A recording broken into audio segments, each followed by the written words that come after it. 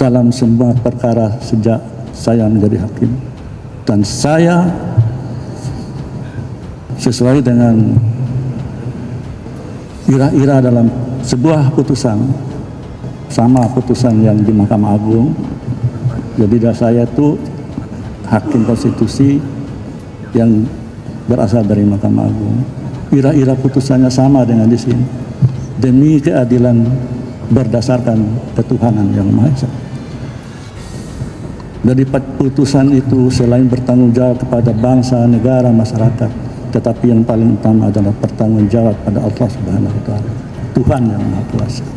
Intinya, pertama, bagaimana Anda meyakinkan lembaga penegak kode etik ngurusi perilaku para hakim, lalu membatalkan putusan, itu bagaimana?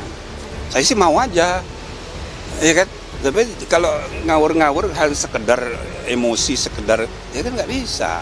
Harus dipertanggungjawabkan secara secara benar, secara hukum. Hah? Bukan soal bisa, saya harus diyakinkan dulu. Mana? Belum yakin. Hah? Ya logis itu kan belum tentu benar. Logis itu kan masuk akal tuh, cuma kan belum tentu benar. Ya kalau begitu putusannya masa begitu. Oke.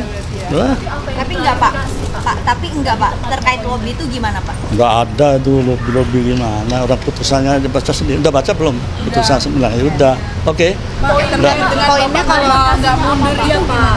Apa? Mundur? Ya mundur dari perkara 9. Yang menentukan jabatan milik Allah, Tuhan yang Maha Kuasa. Ya. Anwar Usman terbukti langgar etik, status Cawapres Gibran batal.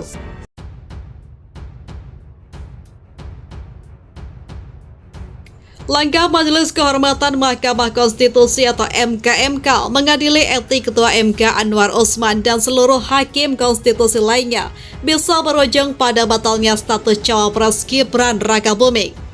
Hal itu bisa terjadi apabila MKMK yang dipimpin Chibli Asidki menyatakan Anwar Usman terbukti melanggar etik dalam mengadili perkara Undang-Undang Pemilu.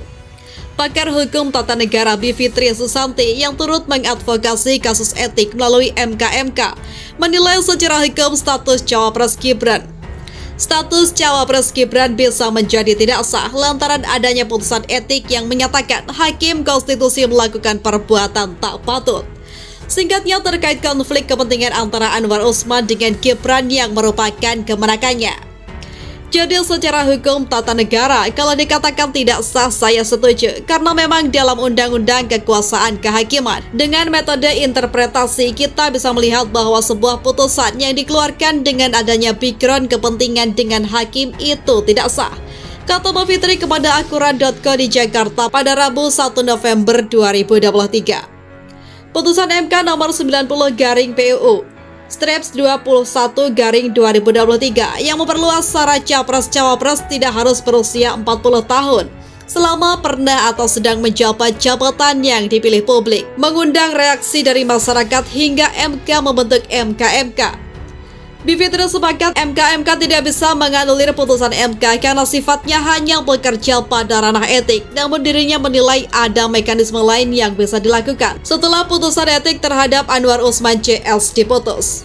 Di titik itulah masih diperdebatkan antara apakah melalui MKMK atau bukan. Kalau kami berpendapat tidak bisa MKMK karena dia adalah lembaga etik, lanjut dia.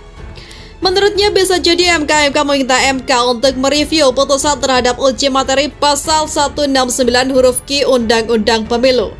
Jadi menguji lagi norma putusan 9 huruf Q UU Pemilu. Nah siapa saja putusan MKMK itu bilang supaya MK mempercepat supaya nanti diperiksa ulang, beber Mbak Fitri.